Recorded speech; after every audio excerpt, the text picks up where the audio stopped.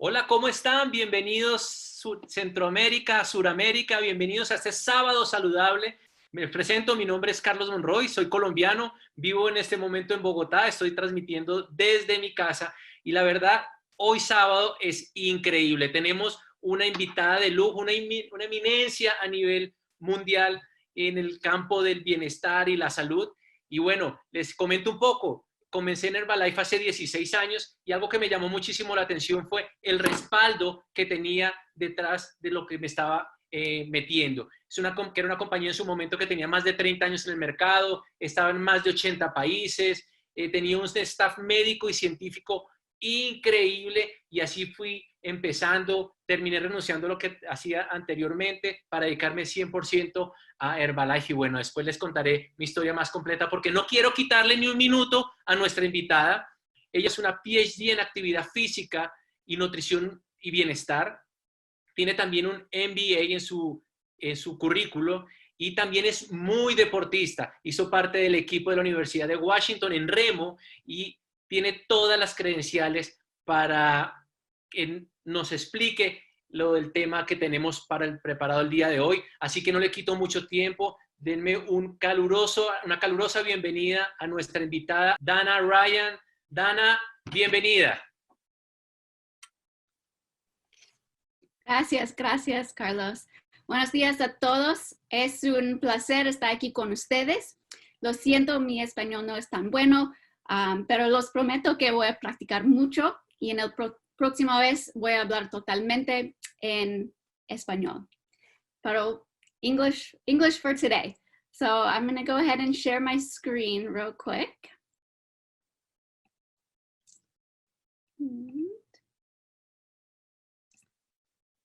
All right.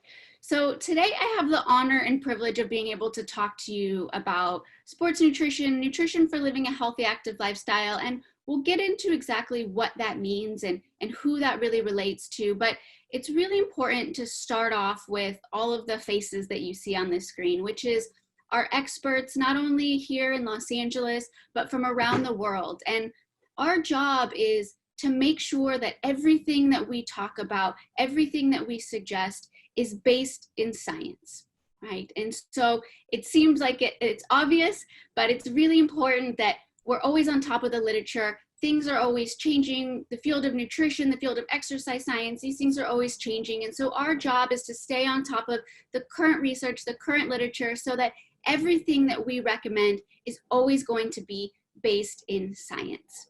And you know, one of the reasons that that is so incredibly important is that we have a problem around the world, and that is the rates of our populations per country that are overweight or obese.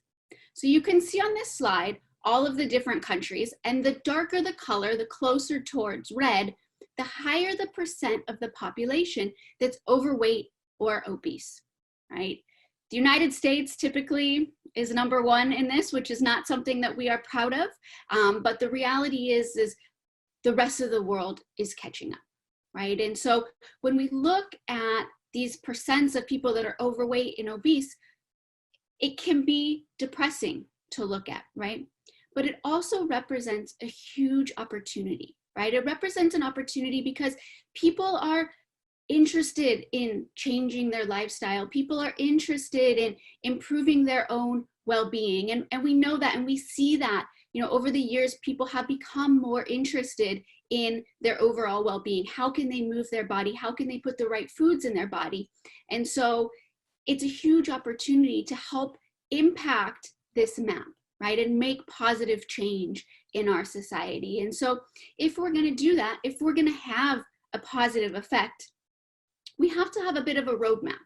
We have to have a bit of a plan as to how we're going to do that. And something that you'll hear me say over the next, 30 to 40 minutes is that this idea of balance, right? How do we balance the right foods into our body with how we move our body? And then how do we do it in a way that makes sense for each person, right? How do we do it in a way that makes sense for the lifestyle that you're living, right? Because one size fits all isn't necessarily going to be the right approach. Maybe you like running, or maybe you like cycling, or whatever it may be. How do we create balance in somebody's life that's going to help them get the right nutrition into their body and help them move their body in a way that fits the lifestyle that they're living? But it's not just balance between what you put into your body and how you're exercising. It's also balance within nutrition, right? And so I know there's a lot of things that we hear, and there's a lot of things that you can, read online or whatever that may say you should eliminate this food group or eliminate that. But, that's not what the science backs up. The science is going to back up balanced nutrition, right? I know there's a lot of numbers on the screen. I know it looks kind of complicated, but what this is really representing is balance. Making sure that every meal that you have has good quality carbohydrates, has good quality protein, healthy fats. And these are some of the things that we'll talk about over the next couple slides. But what I want you to take away from this is this idea of balance, right? Our body needs carbohydrates, we need protein, we need fat. It's just a matter of figuring out what are good options for each one of those, and then how do we balance that with how we're moving our body. So if we're going to do that, let's take a step back and talk about exactly what a protein is. This is something that we hear people talk about a lot. You have to have protein, you have to have protein, but sometimes we might not necessarily know what exactly a protein is. And the way I like to think about a protein is kind of like a puzzle, right? And so a puzzle is made up of a lot of different pieces, right? You might have pieces that you put them together and you end up with a picture of an ocean, right? Or you put them together and you have a picture of a mountain. But every puzzle in reality is just a combination of different pieces put together in a different way so that you end up with a total product, right? And the protein is the same way, okay? Those puzzle pieces we call amino acids. So every protein is just a combination of those puzzle pieces, the combination of those amino acids put together in different ways so that you end up with a different type of protein, right? So you might have some amino acids put together and you get a dairy protein, or you have a different combination of those puzzle pieces and you get a soy protein. But all proteins are just these puzzle pieces put together. And then when you consume a protein, when you eat that piece of fish or when you have that soy, it gets broken back down in your body into those amino acids. And so that's kind of how I like to think of a protein. And we have 21 of those puzzle pieces. We have 21 of those amino acids. And, we could talk forever. We could go, step by each one. But what I want you to remember out of those 21 is that there are 9 that we consider to be essential amino acids. And what that means is that those amino acids you have to get through food, right? Your body cannot make them. So you have to consume them on a daily basis to make sure that your body's getting what it needs, right? And if a protein has all 9, it's what we call a complete protein, okay? So things like animal-based proteins, these are a complete protein.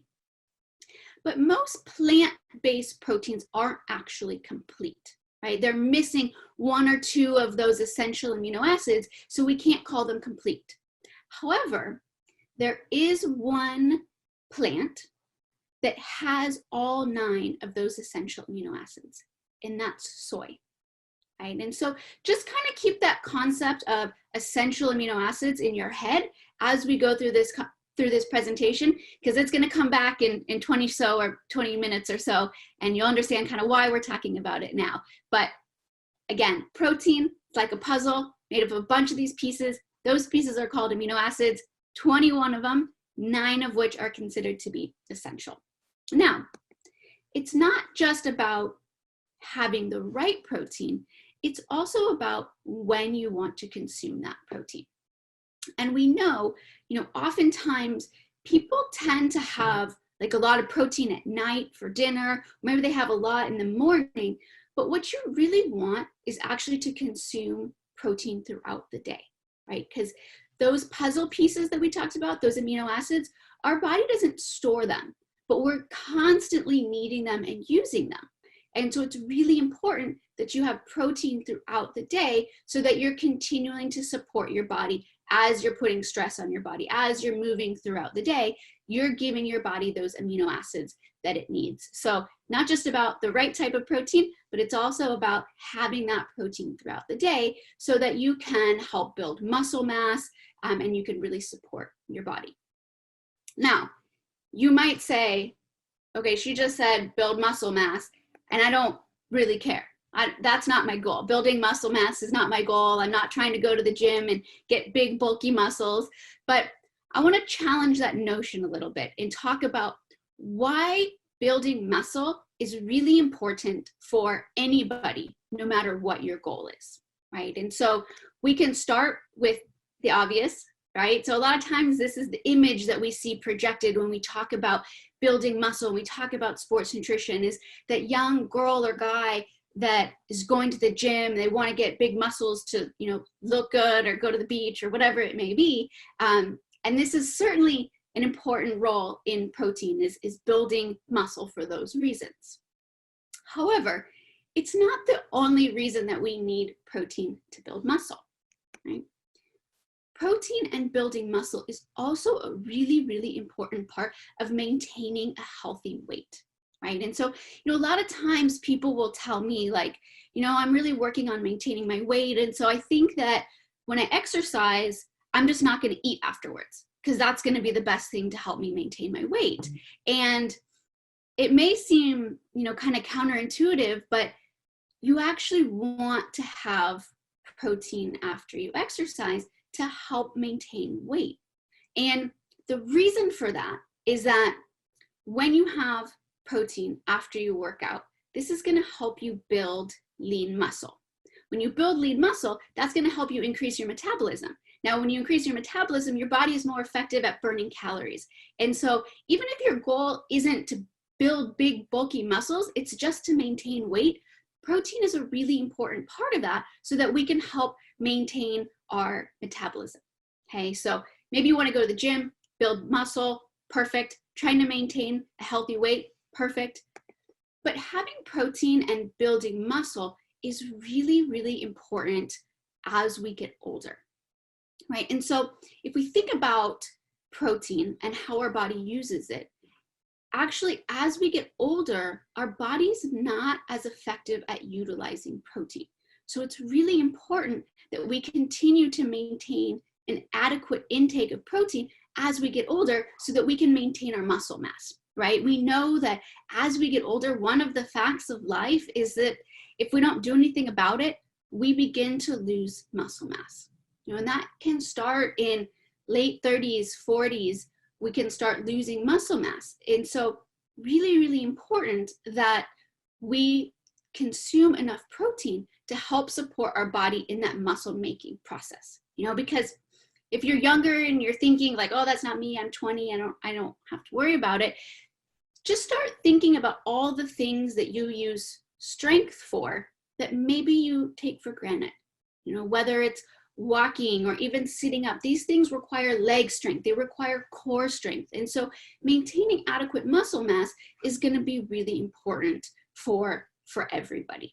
Okay, so whether you want a six-pack and big biceps, whether you're trying to maintain a healthy weight, you know, whether you're thinking about, you know, aging gracefully, every group of people, it's really going to be important to build muscle mass. Regardless of what your goal is, regardless of what your objective is, building muscle is going to be really, really important. But protein can't do it all on its own. We've got to have good quality carbohydrates also. And, you know, these days it's kind of easy to talk about protein because everybody's on board with protein.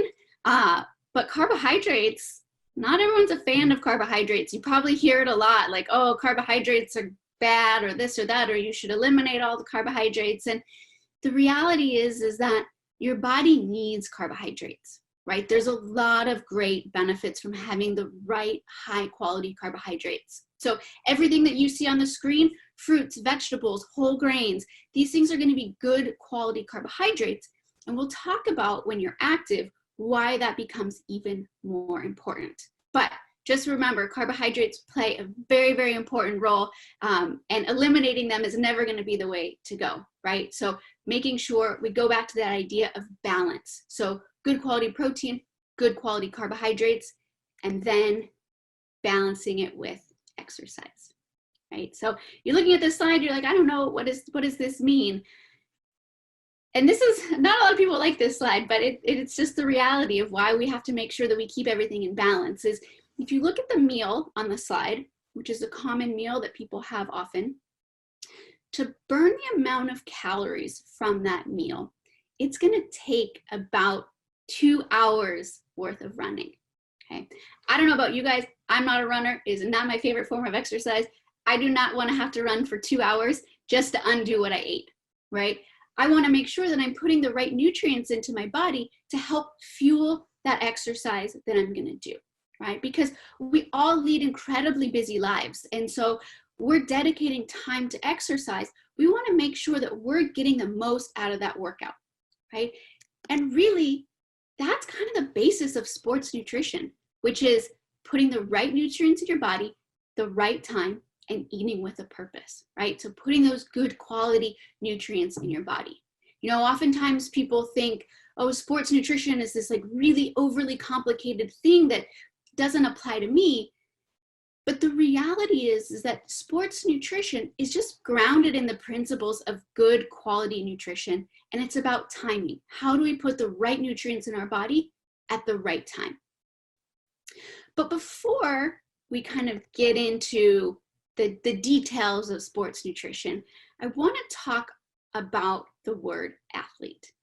You know, because doing these trainings and having these conversations, you know, a lot of times people will say like, well, I'm not an athlete.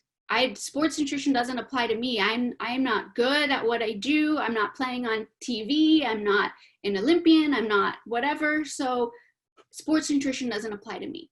And honestly, nothing could be further from the truth, right? I think oftentimes we don't give ourselves enough credit for the work that we do. We don't give ourselves enough credit for that athlete that really is inside all of us, right? Because it doesn't matter if you're not the fastest person out there, if you're not the strongest person out there, it doesn't matter.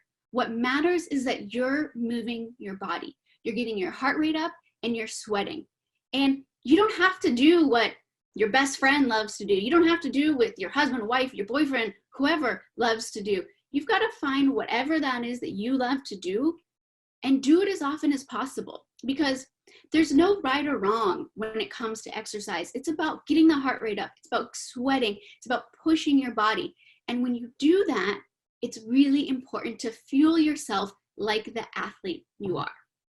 So let me give you a couple examples just to kind of further touch on that point. Is, you know, like I said, sometimes we don't give ourselves enough credit for what we're doing, right? You may go for a walk for 30 minutes. You're going to burn about 250 calories. This is going to vary depending on how big or how small you are, how fast you're walking. But on average, you're going to burn about 250-ish calories. But things that we don't consider exercise also can be hard on the body, right? So if you're going out and you're gardening and you're, you know, getting your heart rate up, if you're doing all of these things, you're outside, you're in the sun, you're raking, you're moving all around, you're still burning calories, right? Still burning calories. Yoga, great form of exercise. You know, one of my favorites. You're gonna burn about 300-ish calories depending on the type of yoga. But if you're out running around with your kids, you're gonna burn a lot of calories also. You know, and I think one of the groups of people I hear the most from is new moms. And they say, you know what, I don't have time to go to the gym. I have, you know, young kids, I'm chasing after them. And it's like, don't discredit that, right? This is like for one kid, if you're running around chasing 2 or 3 kids, that's a lot of effort. That's a lot of energy. Carrying them up and down the stairs, that's like carrying a weight up and down the stairs. So don't discredit the work that you're doing on a daily basis just because you can't go to the gym. So you're still doing a lot for your body, right? A couple more examples. playing basketball, great form of exercise, but maybe you like to dance, right? Just because something's fun doesn't mean it's not exercise. It doesn't mean that you're not pushing your body. It doesn't mean you're not getting your heart rate up, right? So find those little things. Maybe it's dancing, maybe it's swimming, maybe it's hiking, whatever it may be for you. Just find what you're passionate about and do it as often as possible, right? And when you do that and when you find it, you'll find that athlete that I know lives inside all of you guys, right? Sometimes it's just a matter of looking for it. Because once you find it, no matter how good you are at a sport, no matter what level of athlete you are, it's going to be really important to fuel your body properly, right? Because again, even if you're not the fastest one out there running, your body still needs the same nutrients. It still needs carbohydrates for fuel. Still is going to need protein to help you recover. And the more you can start making those little changes and thinking of yourself like an athlete, it's really going to be helpful for those workouts that you're doing. So hopefully by now I've convinced you that there is an athlete that's inside of all of us. Sometimes it's a matter of just finding it. So now that we know that, let's talk about what your day looks like an athlete, right? And again, no matter who you are, no matter what level athlete you are, it's always going to start with a good quality breakfast, right? This breakfast might seem like a lot for you, but for someone that's active, you're going to want to make sure you have protein. You got that in the eggs. You've got, sweet potatoes, good quality carbohydrates, healthy fats from the avocado. Starting your day with a good quality breakfast is going to be very, very important to set your day off on the right foot, right? Your breakfast can also certainly include Formula One, right? This is going to be good quality protein, soy protein. So remember what we said about those amino acids and soy protein being a complete protein. This is going to be a really good way to add protein, add some of those micronutrients, vitamins and minerals that your body really needs when you're active. So definitely a great addition. Lots of different flavors. I know in various countries we have different flavors. So just make sure whoever invited you to this call, chat with them to see what flavors you have in your country, but a variety of flavors so that each morning you can mix it up so it never gets boring, really change up the flavors. It's a really great way to start your day. So again, no matter type of athlete you are, got to make sure you're starting that day with a good quality breakfast, okay? But past that, we also have goals that our body is trying to achieve before, during, and after exercise. And the way that we achieve those things are not only physically warming up our body. So, when you start an exercise, you don't just go from 0 to 100 right away, but you want to give your body some time to warm up. We can also help our body with giving ourselves the right nutrients before we work out. And one of the options that we have is energy. So energy has caffeine, right? And caffeine is really great because caffeine can help us with our mental focus, right? Typically 15 to 30 minutes or so before you exercise is a good time to have some caffeine, gives it a little time to kick in. But it helps you with that focus. And you might think like, who cares, right? Why do I need to be focused before I exercise? And, think about your day. Oftentimes we're doing a million things. Our mind is in a million places and we don't have a lot of time to exercise. And so just having something like caffeine really helps us focus and get ready for that workout. So super good option. One of the things that we talk about with all of our professional athletes, because I have the privilege of working with our sponsored athletes around the world, is this notion that your exercise and your nutrition are never going to be separate, right? And so thinking about your workout starting with your pre-workout drink, right? So rather than your workout starting when you get to the gym, think about your workout starting when you have your pre-workout drink, right? When you have that caffeine before you get into that workout, that's when it starts. And then your workout is not finished until you have a post-workout shake. And just kind of creating that habit is a really good way to help you with the fundamentals of sports nutrition, which is putting the right nutrients in your body at the right time, okay? So you've gotten ready, you've had your energy, maybe 15, 30 minutes before you work out. You've also got to now fuel yourself during exercise, right? So there's a lot of things that are happening to your body while you're exercising and while you're training, and we want to support all of those processes so we can continue to exercise at a high level. And this is where carbohydrates become really important, okay? So the blue line that you see on the screen, this represents how much your body is using carbohydrates for energy.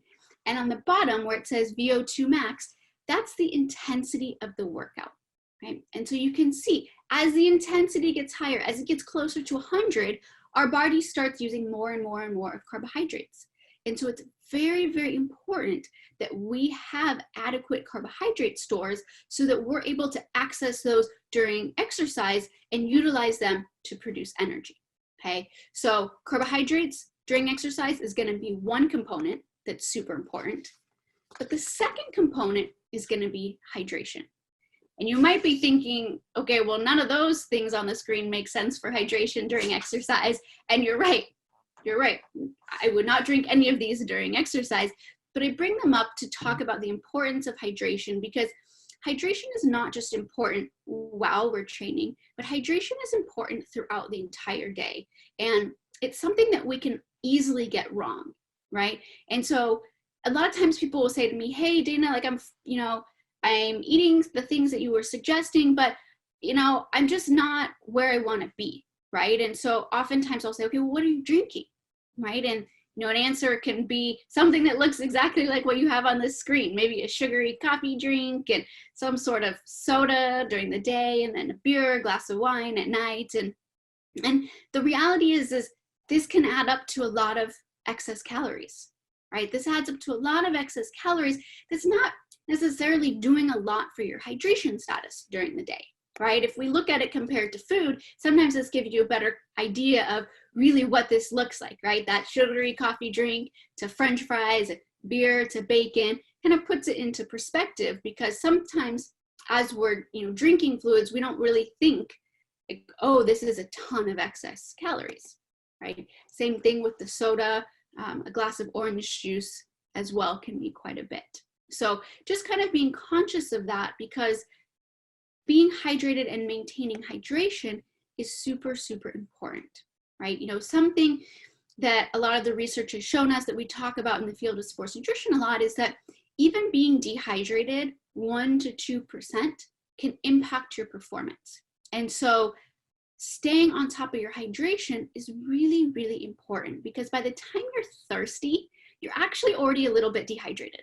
And so it's something that you don't want to think about just around the exercise. You don't want to think about just in the morning, but rather it's something that you want to think about throughout the day. And for me, if I'm being honest, I'm not good at drinking water throughout the day. I forget, I'm doing a million things. And so I always have a water bottle nearby, because it's a visual reminder to drink something, And so if you struggle with drinking water, I would suggest having a water bottle nearby just as a visual reminder. But it's really, really important for our performance and for our body as a whole, right? But I also know that drinking water can get boring, right? And so there's certain things you can do to change the flavor of water without adding a ton of excess calories, right? So aloe can be a great option for that. A few different flavors of aloe. Again, just chat with the person that invited you to the call to see what exactly is available in your country. But aloe, again, is going to be a great way. Add it to your water. That's going to really help you to change up the flavor of water. Same thing with tea. Again, putting it, adding it with water. This can really help you with hydration. Okay. So again, several different options. But the most important thing is that you're really drinking something throughout the day that's going to help maintain that hydration, because as someone that's an athlete, as someone that's active, staying hydrated is going to be really important for your performance. Okay. And performance is another one of those words where people are like, I don't care. I'm not trying to win something. I just want to move my body. Right. But when I'm talking about performance, I'm talking about what's personal to you. So that may be running a block farther. That may be cycling another kilometer. It may be lifting extra weight, right? So whatever is personal to you, that's the performance that we're talking about. right? And when we look at the impact that hydration can have, if you see on this graph, the white bar is someone that's dehydrated, and the black bar is someone that's hydrated. And what you can see is that lap after lap after lap, the person that's dehydrated gets slower and slower and slower, right? It's taking them more and more and more minutes to run, right? And so having adequate levels of hydration are going to be really important for maintaining that performance, right? So now if we think, okay, everything that we talked about is going to be based in science, you'll start to understand where some of the ingredients in CR7 Drive come from, right? Carbohydrates, we said, is really important for energy and fueling yourself, and then staying hydrated is also going to be really, really important. So CR7 Drive is going to be a combination of carbohydrates as well as electrolytes that are going to keep you hydrated, right? So it's a good combination of ingredients, right? You can use it before, you can use it during, or you can use it after training as well. So I really like to use it during training. If I'm doing a morning workout, I like to use it beforehand because it's going to give me some of those carbohydrates to really kind of get me going. But it's going to be a great option, again, no matter the level of athlete that you are, right? Because the thing that's great about it is that you can really kind of use it depending on the type of exercise that you're doing, right? If you're doing yoga or you're going for a walk, you're going to be burning 200, 300 calories. You know, you don't need more than a serving, right? Or maybe you just want to have some aloe or some tea in your water bottle, right? But if you're playing in a football match or you're going for a really long day of cycling, you want to make sure that you're fueling your body with enough carbohydrates, right? So you can really use more or less depending on the type of exercise that you're doing. Because again, it's about balance, right? But we're not quite done. Like we said, you got to take care of yourself before, during, and after your workout, in addition to having a good quality breakfast every single day. And after training, this is really where we start talking about protein. Okay, this is where protein becomes really, really important. And typically what we suggest is 20 to 40 grams of high quality protein. And this is something that kind of throughout the field of sports nutrition is recognized as the sweet spot after a workout. You want to make sure you're getting at least 20 grams of protein. No real need in terms of building muscle to go past that 40 grams of protein, but having it after your workout, that's really going to be the right time to have your post-workout shake, right? So like we talked about before, your workout starts with your workout isn't finished until you have your post-workout shake, right? So again, no matter your size, no matter your type of activity, you know, a lot of people look at me and they're like, well, you're a pretty small little person. Do you still need 20 grams of protein afterwards? And yeah, that's what is kind of industry throughout sports nutrition. We suggest 20 grams of protein, right? So again, when we look at science and we talk about where these recommendations come from, something like Rebuild Strength has 25 grams of protein combined with carbohydrates. So that combination of protein plus carbohydrates is actually going to be really important. A lot of times people will think I just need protein after my workout, but combination of carbohydrates plus protein is going to be very, very important. Okay, so Rebuild Strength, you know, unfortunately it's not in every country that may be watching right now, but again, that idea of getting 20 grams of protein, so whether it's Formula 1 with PPP or PDM, there's certainly ways to get that 20 grams of protein. That's going to be kind of the goal for after your workout. Okay, so good options. And again, that idea of not separating your nutrition and your exercise is going to be a good way to kind of establish those habits of sports nutrition. So I know that was a lot of information in not a lot of time. So I want to just kind of give you an overview of what we talked about. And again, this is just kind of a template, an idea, something that I put together. Is not something, you know, you have to follow to a T by any stretch of the imagination, but it kind of shows some of the things that we talked about, right? If you're working out in the morning, you want to make sure that you have something pre, during, and post. So maybe you're not going to get up super early before your workout. Having something like CR7 Drive is going to be a great option, followed by your post-workout shake, which is not going to be a meal replacement. Okay, so really important to keep that in mind. Your post-workout shake is not a meal replacement. It's to help you with the exercise that you just did. Protein throughout the day, and then having your multivitamin, again, things like aloe and tea for hydration, all those little things really make a big difference. If you're working out at night, basically same idea, just making sure that you've got that good quality nutrition around that workout. You've got the CR7 drive, you've got your rebuild strength, so you're getting yourself fueled, hydrated, and helping yourself recover. You can certainly throw in energy as well before your workout. But these are just kind of general ideas so you can see how it all comes together in a day. So that's pretty much all I have for you guys. Thank you again. Muchísimas gracias. It's always an honor and a privilege to be with you guys. And again, if you're thinking like, I just don't know if I'm an athlete, just try different things, find different things, because what's really the most important thing that you can do is move your body. Move your body more, get your heart rate up, start sweating a little bit. These things are really important. And when you do those things and when you find what you love to do, fueling yourself like that athlete that you are. So again, thank you guys all so much. It's always so fun to be with you, and I hope to see you all in person sometime soon. So thank you so much, and Carlos, back to you. Wow, Dana, was a fantastic information. Muchas gracias. Estarán de acuerdo conmigo que qué información tan valiosa. Aprendimos del balance nutricional. Se dieron cuenta que Dana habló mucho acerca de la proteína y la combinación con los carbohidratos. La verdad, qué buena información tuvimos este día de hoy, nuestro sábado saludable. Y bueno, qué excelente regalo nos dio la corporación con esta súper invitada del staff médico y científico. Y bueno, quiero terminarles mi historia. Yo comencé por los productos, haciendo unos cambios en mis hábitos nutricionales, en mi alimentación, agregando un poco más, como decía Dana, acerca de actividad física. Llegué a controlar una buena cantidad de kilos y bueno, tener mejor energía, estar como más alerta, como decía Dana en su presentación en los productos.